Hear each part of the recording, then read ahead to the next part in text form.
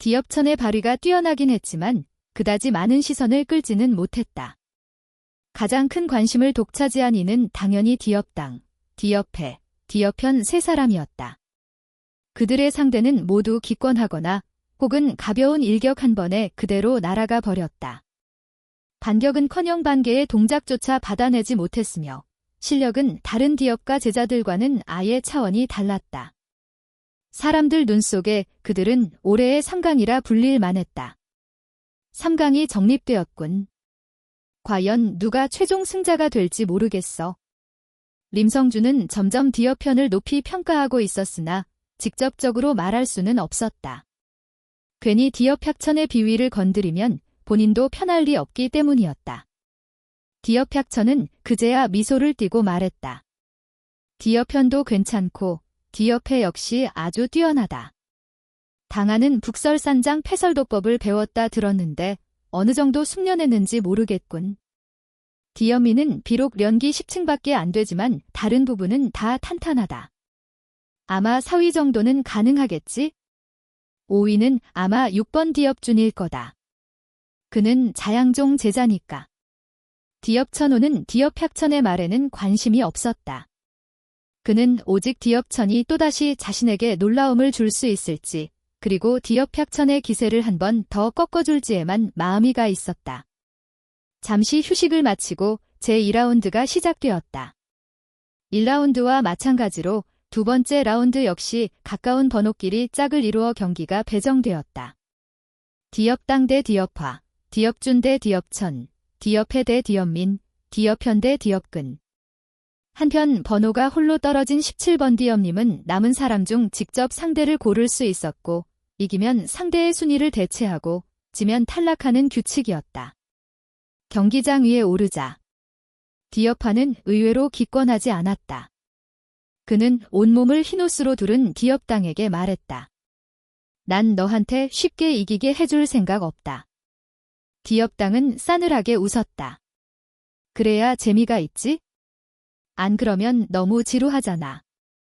삼장로가 두 사람이 준비된 것을 확인하고 크게 외쳤다. 시작. 팍팍. 말이 끝나기가 무섭게 디업화가 튀어나갔다.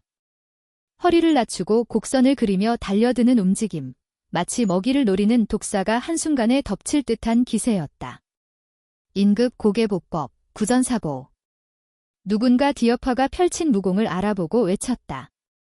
구전사보를 수련하려면 몸을 비단처럼 유연하게 만들어야 해서 고통이 장난 아니라던데 디업화가 보통은 아니군. 맞아.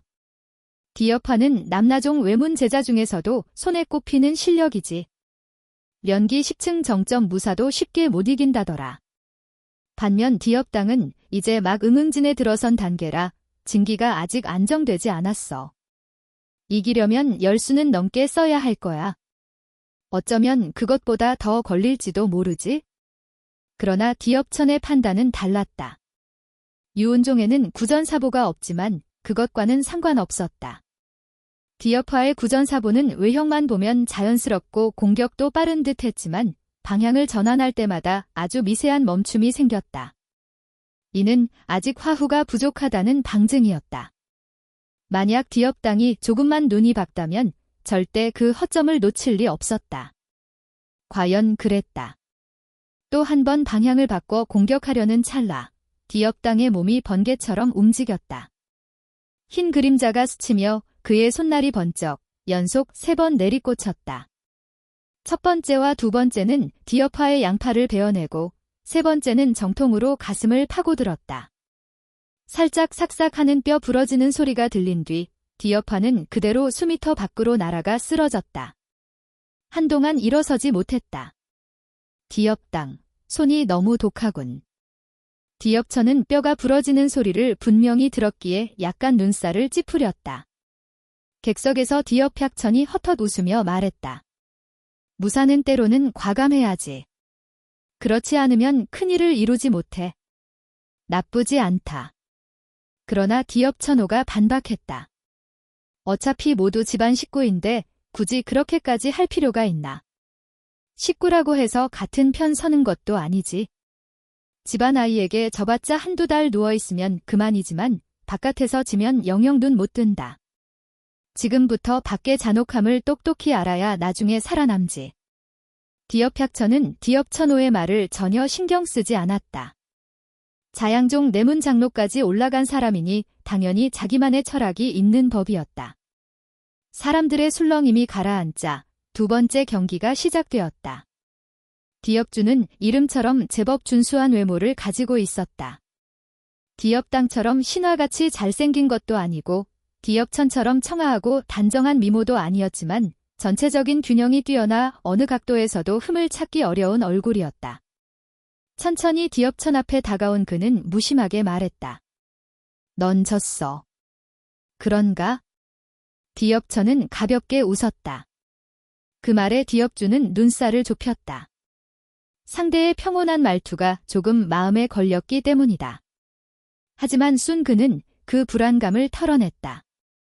그는 디업풍보다 1년 먼저 자양종에 입문했고 올해 16의 연기 10층 중기에 도달했다. 평소 실력을 드러내지 않아 모두가 아직 9층에 머물렀다고 착각하고 있을 뿐이었다. 디업현 언니, 누가 이길 것 같아요? 옆에서 10세, 14살쯤 되어 보이는 디업소미가 물었다. 디업현은 담담하게 말했다. 디업준이 이길 확률이 조금 더 높아. 디업소미는 못 믿겠다는 듯 말했다. 하지만 아까 디업천은 한 주먹으로 디업풍을 날려버렸잖아요. 디업준이 그걸 버티긴 어려울거려. 디업현의 다음 상대 디업근이 고개를 저었다. 소미야, 디업현은 디업가 역사상 가장 빨리 응응진에 들어선 천재야. 그렇게 말했으면 이유가 있는 거지? 디업소미는 입을 삐죽 내밀었다. 천재라면 뭐든 옳다는 건가? 디업현은 설명을 덧붙였다. 소미 말도 틀린 건 아니야. 순수한 연기만 보면 디업천이 조금 더 강해. 하지만 승부는 연기만으로 나지 않아. 아까 디업풍을 쓰러뜨린 건 압도적인 내기가 있었기 때문일 뿐이야. 완력으로 밀어붙이는 방식이고 기술이나 경험을 보면 디업준이 훨씬 우세해.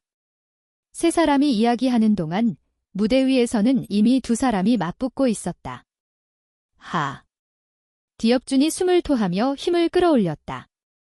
두 눈이 번쩍 빛났고 움켜쥔 주먹에서는 뜨거운 기류가 솟구쳐 마치 달궈진 쇠망치 같았다. 발끝을 딛자 그는 7, 8걸음의 거리를 단번에 돌파해 미친 듯한 연속 공격을 퍼부었다. 열화권. 아니야, 자양종의 태양 화권이다. 열화권보다 한 등급 위지. 하늘을 뒤덮는 권영이 몰아치는데도 디업천은 여전히 담담히 서 있었다. 두 손으로 반원 궤적을 그리며 금강무량을 내질렀다. 우르르 쾅. 폭렬한 기류가 사방으로 퍼지며 지면의 먼지가 솟구쳤다. 거의 동시에 연기 속에서 한 줄기 인형이 튀어나왔다. 디업준이었다. 그는 거대한 독수리처럼 두 팔을 벌리고 길고 탄탄한 다리로 연속해서 발질을 퍼부었다. 귀화 18척. 퍽, 퍽, 퍽, 퍽, 퍽, 퍽.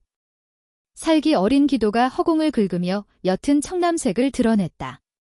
마치 묘지의 밤마다 떠도는 도깨비불처럼 내리찍는 모든 발질이 명징한 사리를 품고 있었다. 디업해천이 놀란 듯 감탄하며 디업천호에게 말했다. 이 형, 이번에는 내 아들이 졌어. 귀화 18척은 지급촉의 무공 대일귀왕퇴에서 파생된 필살 퇴법이야. 보통의 인급 정점 무공과는 차원이 다르지. 우리 자양종에서도 외문 제자 100명은 골라야 겨우 한 명이 배울 수 있어. 내문 제자라도 익히려면 시간이 많이 필요하지. 그런데 디업준이 그걸 배웠단 말이지. 승부는 아직 안 났네. 괜히 그런 말을 할 필요는 없어. 입으로는 담담하게 말했지만 디업천호의 눈빛에는 이미 중압감이 서려 있었다. 귀빈석에서 치목청 역시 굳은 얼굴을 하고 있었다. 귀화 18척의 이름은 이미 익히 들은 바 있었다. 예전에 남나종의 한 내문 제자가 임무를 마치고 돌아가던 중 자양종 내문 제자와 충돌을 일으켰는데 교전 과정에서 상대가 귀화 18척을 사용해 남나종 제자의 뼈를 전부 부러뜨렸다고 한다. 끝내 그 제자는 회복하지 못해 폐인이 되었다. 천이야, 무리하지 말아라. 치목청은 스스로 중얼거렸다. 디업천은 부모의 걱정을 알지 못했다. 그의 눈에 귀화 18척은 강력하긴 하지만 자신을 다치게 할 정도는 아니었다. 다만 지금 그는 자신의 전부를 드러낼 생각이 없었고 심지어 절반의 힘조차 보이고 싶지 않았다. 그것은 그의 숨겨둔 패, 가능한 한 아무도 몰라야 했다. 우선 이걸로 맞서보자. 디업천은 규칙적인 보법으로 뒤로 물러서며 두 주먹으로 때로는 막아내고 때로는 강경하게 받아치고 때로는 연속으로 퇴각하며 들이닥치는 마화 같은 발령을 지원했다. 그의 금강권은 마치 생명이 깃든 듯 변화무쌍하게 펼쳐지며 디업준의 연속 발질을 견고하게 받아냈다. 강과 유가 하나가 되어 음양이 나뉘지 않는 경지. 이것이야말로 권법이 극에 달한 모습이지. 림성준은 숨을 들이켰다. 수십 년 동안 수많은 천재를 보아왔지만 디업천처럼 무학경지가 높은 이는 극히 드물었다. 반면 디업준의 얼굴은 점점 어두워졌다. 이미 11차례의 절명각을 퍼부었지만 단 한 번도 디업천을 다치게 하지 못했다. 상대의 수준은 그의 상상을 넘어서고 있었다. 귀화 41살. 3살귀도. 이어지는 7발질이 2개의 절기 형태를 이루었다. 디업준은 전내력을 짜내 치명적인 일격을 디업천에게 향해 폭발시켰다. 이때 디업천은 무공 부족함을 새삼 느꼈다. 권법 외에는 임급곡의 금강권 하나와 지나치게 강폭한 패권이 남아있을 뿐이었다. 지금의 련기 경지로는 패권을 수련하기 어려웠고 잘못하면 역상까지 당할 수 있었다. 이번에 돌아가면 반드시 응진경으로 돌파해야겠다. 내문 제자가 되고 나면 임급 정점 무공은 얼마든지 얻을 수 있으니 이렇게 곤란해질 일은 없겠지. 위험해 보이는 상황을 맞이하면서도 디업천은 씁쓸하게 웃으며 힘을 3알 올렸다. 그리고 허공을 향해 7권을 내질렀다. 쾅, 쾅, 쾅, 쾅, 쾅, 쾅. 폭발적인 기류가 무대 한가운데에서 터져나오면서 디업준을 뒤로 몰아쳤다. 그는 중심을 잃고 비틀거리더니 보라색 도복을 팔랑이며 마치 실 끊긴 연처럼 대형 포물선을 그리며 날아가 군중 사이로 떨어졌다. 좋다. 정말 시원하게 이겼구나. 그제야 디업천호는 안도의 한숨을 내쉬며 치목청을 향해 웃었다. 옆에서 디업해천은 헛웃음을 지으며 디업당을 바라봤다. 자신이 가장 아끼는 아들이 대신 복수해주길 바라는 눈빛이었다. 반대편에서 디업소미는 신나게 웃었다. 내가 뭘 했어? 디업천이 이긴다고 했잖아. 그 말을 들은 디업현은 미묘하게 얼굴을 찡그렸다. 방금 전 순간 디업천의 힘이 분명 배로 폭증했다. 그렇지 않고서야 디업준을 이렇게 간단히 무너뜨릴 수 있을 리가 없었다. 디업천 승. 세 번째 시합, 디업해와 디업민. 삼장로는 약간 놀란 눈빛을 보였지만 대수롭지 않게 여겼다. 애초에 디업천의 련기 경지가 디업준보다 한 단계 높았기에 이기는 건 당연한 결과였다. 디업해와 디업민의 싸움은 극렬했다. 두 사람은 성향도 비슷해서 모든 동작이 과감하고 잔혹했다. 질질 끄는 법이 없었다. 마치 서로 원수라도 된 것처럼 한순간도 물러서지 않았다. 디업민, 어쩔 수 없지? 내가 약한 걸 원망해라. 결국 디업해가 본래의 실력을 폭발시키며 연속 2장으로 디업민을 날려버렸다. 디업해 승. 네 번째 시합, 디업현과 디업근. 군중 속에서 디업근은 잠시 고민하더니 손을 들었다. 포기하겠습니다. 삼장로는 고개를 끄덕이고 마지막 남은 디업님을 바라봤다. 이제 내가 대전 상대를 선택해라. 이기면 그 자리를 차지하고 지면 탈락이다. 디업님은 디업현, 디업당, 디업해를 차례대로 보더니 고개를 저었다. 마지막으로 디업천을 바라보고도 고개를 저었다. 삼장로님, 저도 포기하겠습니다. 앞에 셋은 절대 이길 수 없는 상대였고 디업천은 비록 응진경 무인은 아니지만 이전 2경기에서 이미 증명했다. 응진경 아래에서는 절대적인 존재였다. 굳이 자멸할 필요가 없었다. 여기까지 올라온 것만으로도 만족스러웠다. 좋다. 이제 남은 4명은 디업당, 디업천, 디업해, 디업현이다. 첫 경기는 디업당과 디업천. 두 번째는 디업해와 디업현. 승자는 결승에서 만나 1위를 가린다. 그리고 마지막으로 2, 3위 결정전도 있다. 이해 있는가? 4사람 모두 고개를 저었다. 삼장로가 다시 말했다. 그렇다면 여기서 바로 한식 쉬며 내력을 회복해라. 조금 뒤 내력이 떨어져 제대로 싸우지 못하는 상황은 없어야 한다. 말을 마친 그는 털썩 앉아 차를 들이켰다. 경기장에는 4명만 남아 서로를 바라보았다. 아니, 정확히 말하면 디업당, 디업해, 디업현 셋이 서로를 견제하고 있었다. 단지 디업당만은 어떤 이유에서인지 가끔 디업천을 흘끗거렸다. 마치 곧 내 놈을 박살내주겠다는 듯한 눈빛이었다. 나머지 둘은 아예 디업천을 신경 쓰지 않았다. 그들은 1위를 노리는 실력자들이었고 연기경 10층 극점인 디업천은 애초에 끼어들 자격이 없다고 생각했다. 예천은 담담한 미소를 지으며 제자리로 돌아가 휴식을 취했다. 예현, 여기서 끝내자. 아마 너는 지금까지 3할에 힘만 썼겠지. 내가 맞췄나? 예혜는 예현을 가장 큰 경쟁자로 보고 탐색하듯 물었다. 예현은 이마에 흩어진 잔머리를 가볍게 쓸어올리며 냉담하게 말했다. 너희 둘을 제외하면 누구도 내가 6할 이상의 힘을 쓰게 만들 자격이 없어. 6할 이상이라니 허세가 심하군. 내가 예천을 처리한 다음 북설산장 폭설도법을 내게 제대로 깨우쳐 주마. 예당은 냉소를 흘렸다. 예현은 뒤돌아 걸어가며 한마디만 남겼다. 비수국에서 나는 수많은 절세 천재를 보았다. 비수공자 큰 사형, 장절 이우상 둘째 사형, 석파천 셋째 사형. 그들에 비하면 너는 그냥 중급 천재일 뿐이다. 월등한 도전을 감히 논할 수준이 아니다. 나와 싸우면 너는 필패다. 결승전은 아직 열리지도 않았지만 예혜는 이미 검기와 기세가 치솟아 숨이 약간 가빠졌다. 지금에 이르러 그는 단순히 1위를 위해 싸우는 것이 아니라 천재끼리 생사를 겨루는 그 자체에 더 큰 열망을 느끼고 있었다. 잠시 후 한각 약 15분 이 금세 지나갔다. 삼장로가 굳이 알리지 않아도 예천과 예당은 무대 중심으로 걸어 들어와 서로 약 10보거리에서 마주섰다. 헛된 버둥거림은 집어치워라. 넌 절대 내 상대가 못 된다. 너를 쓰러뜨린 뒤 나는 예현과 예혜를 모두 이길 것이다. 예당은 예현과의 대결만을 고대하고 있었기에 예천에게는 더 이상 흥미가 없었다. 가능한 빨리 정리하고 싶어 안달이었다. 예천이 말했다. 조급함은 무인의 최악의 독이다. 이 점에서 이미 너는 패했다. 쓸데없는 말은 그만. 패배해라.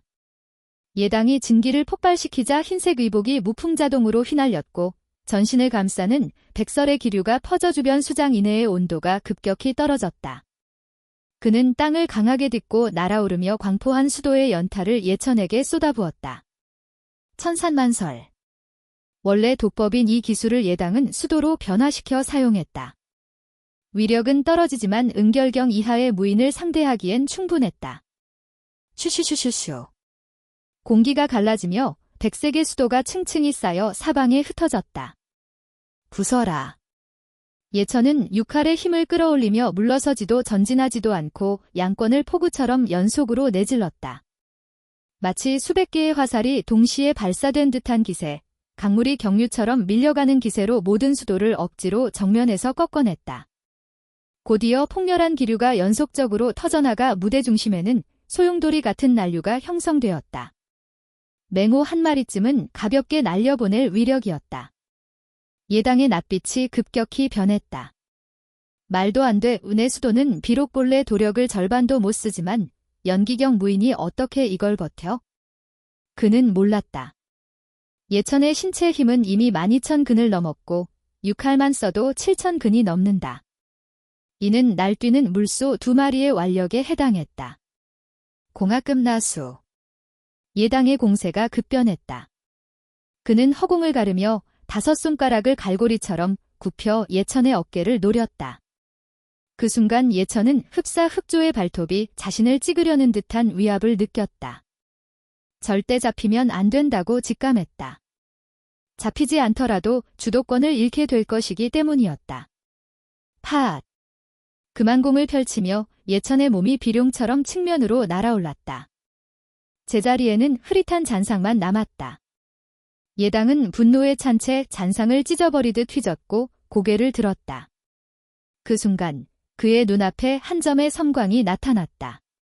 검광이었다. 살을 베는 극한의 검광. 나타난 즉시 예당 코앞에 도달한 검광? 아! 예당은 상대가 아직 반격할 힘이 남아있을 줄 몰랐다. 게다가 첫 일격부터 피할 여지도 없었다. 마치 귀신조차 입지 못할 기세였다. 부러져라. 예당이 분노로 포효하며 오른손에 진기를 모아 허공을 짚듯 내리쳤다. 손가락 2개로 예천의 성강검을 집어 끊으려 한 것이다. 예천은 냉소했다. 헛꿈이다. 성강검의 궤적은 예측 불가였고 물거울 속 꽃처럼 허연하여 검광이 중첩되어 순식간에 여러 지점을 찔렀다. 스. 예당의 진기가 깃든 손가락에서 혈공이 터졌고 튄 핏물마저 검광에 의해 산산이 갈려 허공으로 흩어졌다.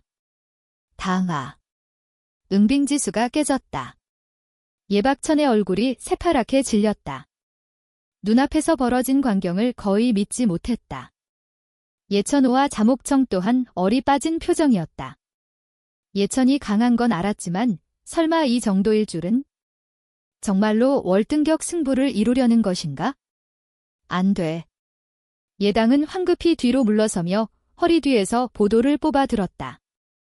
그 도는 길이 4척 1촌, 너비 2촌 6푼. 칼씨는 설광처럼 차갑고 음기가 서려 있어 보는 이로 하여금 등골이 서늘해졌다. 상인들의 평범한 도가 아니라 살생을 위해 만들어진 진정한 보도였다.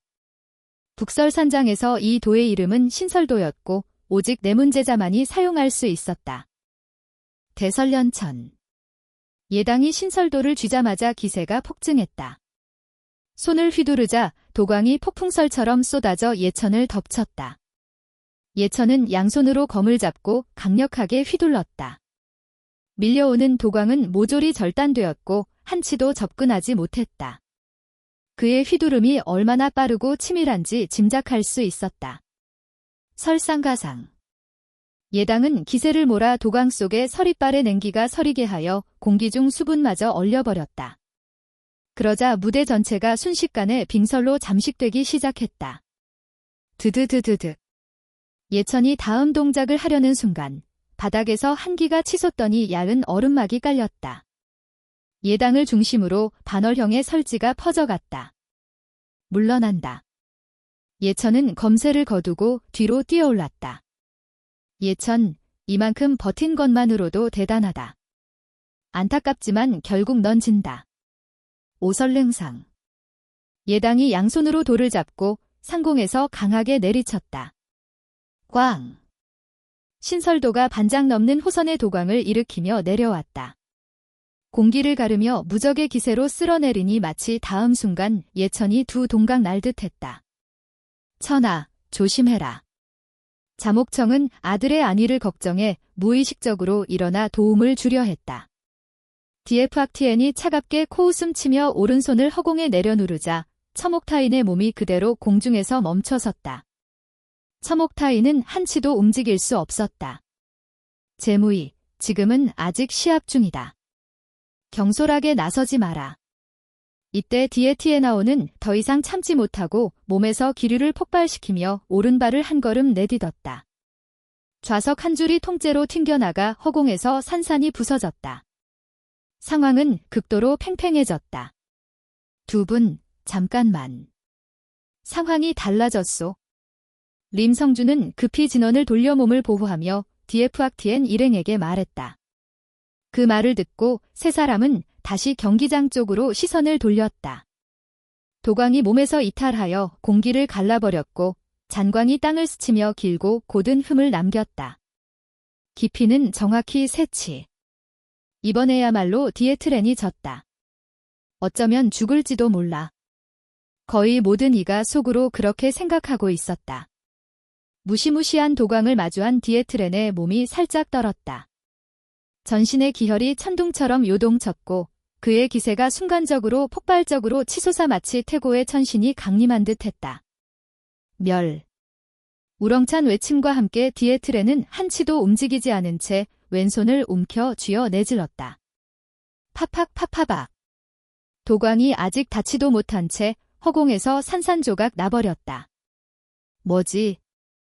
왜 이렇게 강해진 거야? 디에허엔이 벌떡 일어서며 놀라 소리쳤다.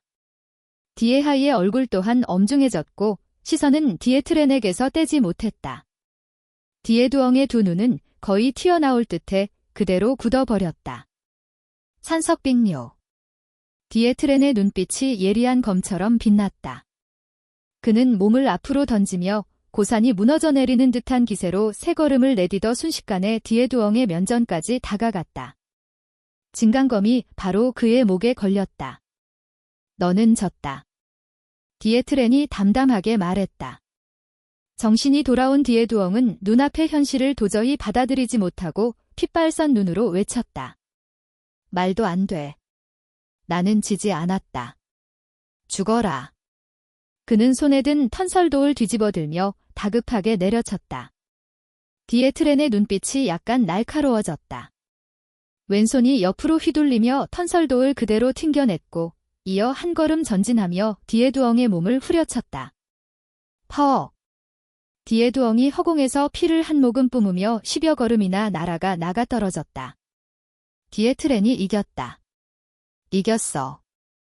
설마 했는데 디에두엉이 응영진경으로 승급했음에도 디에트렌에게 상대가 안 되다니.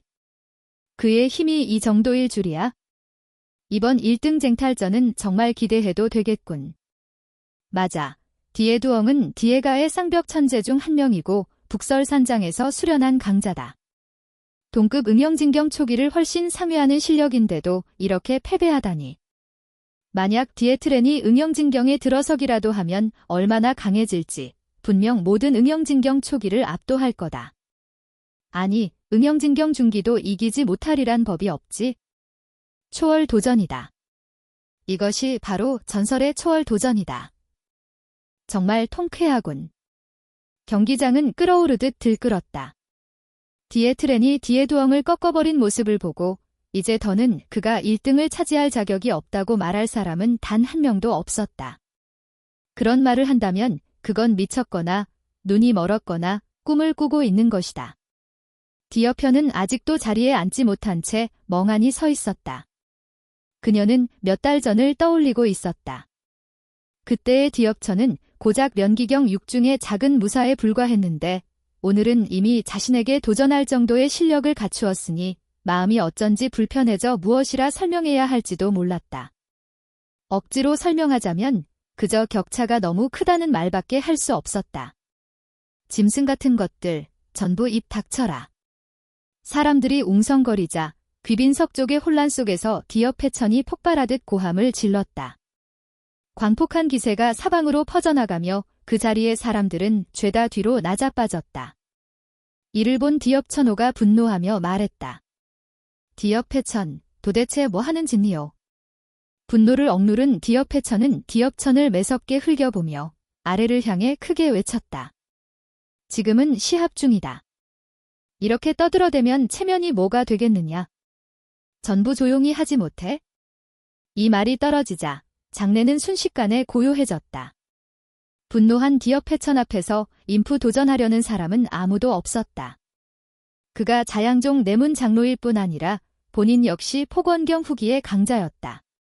디업가에서도 낙성에서도 이름만 대면 모두가 두려워하는 인물. 그가 발을 한 번 굴리면 낙성이 흔들릴 정도였다. 디업 천호는 안도의 숨을 내쉬고 하인에게 말했다. 의자를 하나 더 가져오라. 예. 하인 몇 명이 고개 숙여 물러갔다.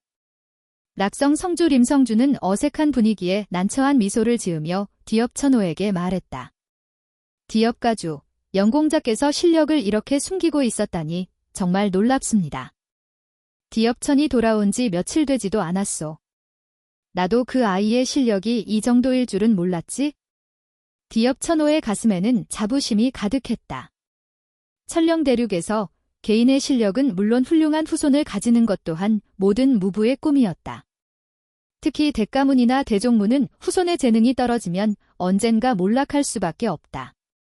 하지만 천재 후손이 연이어 태어난다면 가문은 영원히 흥성할 수 있고 심지어 더 높은 경지로 뻗어나갈 수도 있었다.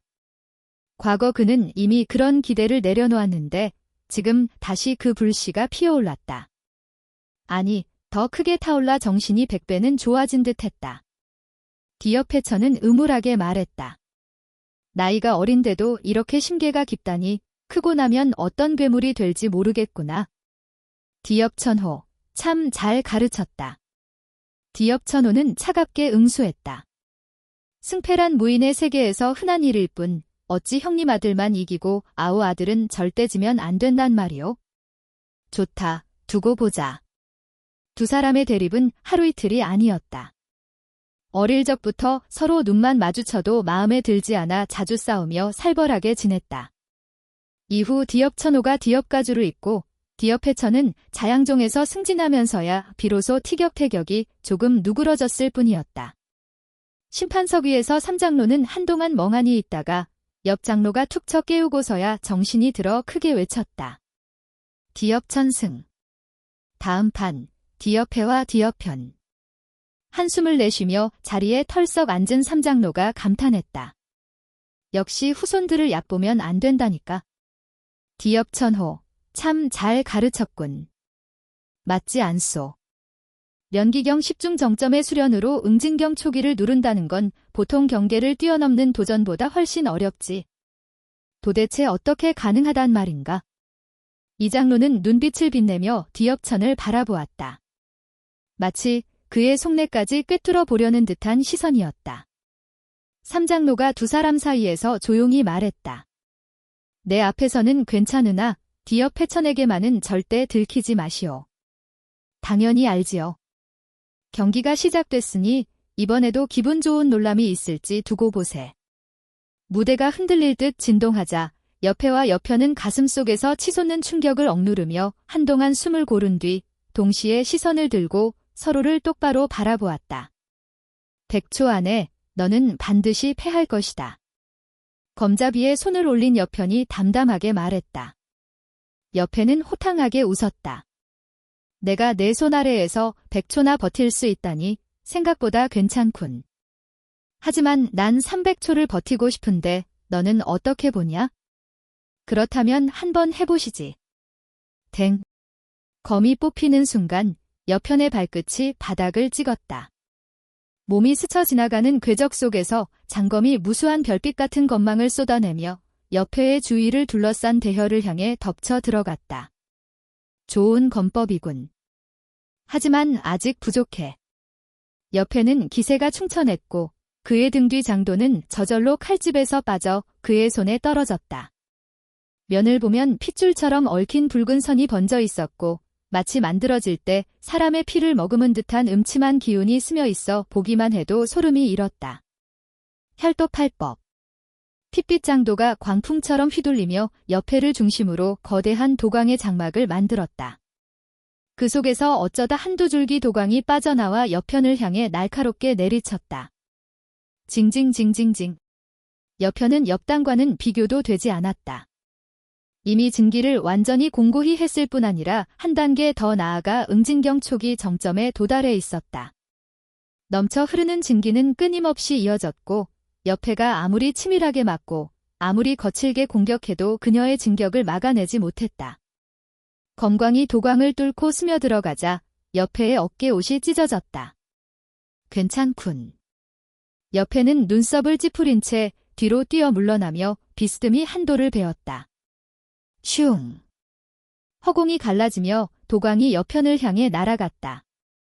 옆편은 차갑게 웃었다. 왼손은 유리빛의 보호막이 드리워지듯 빛을 띠며 도광을 내리쳐 산산이 부숴버렸다.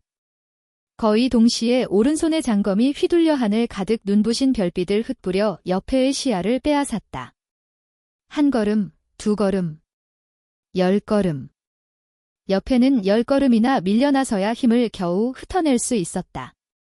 그 순간 마음속으로 놀라움을 감추지 못했다. 상대의 실력이 너무 강했다. 예상보다 훨씬 더 스승에게 비장의 수법을 하나 둘 얻지 않았다면 이미 진작에 패했을 것이다. 그럼에도 승산은 고작 6할 정도? 깊게 숨을 들이쉬자 그의 의복이 부풀어 오르기 시작했다. 단산하라. 한도가 내리쳐지자 공기가 물결처럼 퍼져나갔고 산처럼 무거운 기세가 옆편의 전진을 막아섰다. 귀빈석에서 자리를 옮긴 엽천호는 두 눈을 번뜩였다. 저건 단학객의 절명 도법 단학도법이로군. 아니, 간소화된 버전인가? 옆편이 어떻게 대응할지 궁금하네. 림성주는 고개를 끄덕였다. 단학객의 도법은 웬만한 종문에서도 쉽게 볼 수 없지. 한도가 내리치면 산도 갈라진다. 위력이 실로 무쌍하다. 옆에의 폭발적인 한도에 맞서며 옆편의 표정은 전혀 변하지 않았다. 장검을 왼손으로 옮기고 오른손 두 손가락을 들어 올려 검신을 쓸어내렸다. 내가 이 수를 쓰게 만들다니 꽤 하긴 하네. 슈. 손끝이 지나가자 검신에서 날카로운 별빛이 튀어올랐다. 하나, 둘, 셋. 펑. 펑. 펑. 펑. 펑. 펑. 폭죽처럼 터지는 빗속에서 옆에의 모습은 완전히 사라졌다. 그리고 1초 후 폭발이 터지며 옆에가 튀어나와 호탕하게 웃었다. 지금이 딱 108번째였지? 옆편의 눈빛이 싸늘하게 식었다. 단학객이 무엇을 전해주든 나의 상대가 되지는 못한다. 방금 그녀가 쓴 것은 지급저급의 점성검법 전반부였다. 후반부는 오직 중이 길러지는 핵심 제자만이 배울 수 있다. 그녀가 그것을 배울 수 있었던 이유는 천부가 지나치게 빼어났기 때문이었다. 비치국에서도 손꼽히는 천재. 그렇지 않았다면 내부 제자라도 꿈도 꾸지 못했을 것이다. 말로는 증명할 수 없지. 내 단일어를 받아보아라. 옆에가 포효했다. 혈색장도가 하늘을 뒤덮는 기세로 폭발하며 내질렀다. 옆편은 약간 찡그렸을 뿐 손가락 휘두르는 속도를 끌어올렸다. 무수한 별빛이 칼날처럼 변의 번개처럼 튀어올랐다. 옆편은 옆편보다 경지에서도 한 단계 낮고 도법에서도 밀렸다. 몇 번 버티지 못해 도세가 끊기고 진기가 흐트러졌다. 결국 한 줄기 별빛이 그의 가슴을 꿰뚫고 그는 피를 토하며 뒤로 날아가 바닥을 굴렀다. 밖에서 지켜보던 엽천도 살짝 눈을 찌푸렸다. 옆편의 깊이를 가늠하기 어려웠고 아직 여력이 남아있었다. 즉, 아직 비장에 패가 있다는 뜻이었다.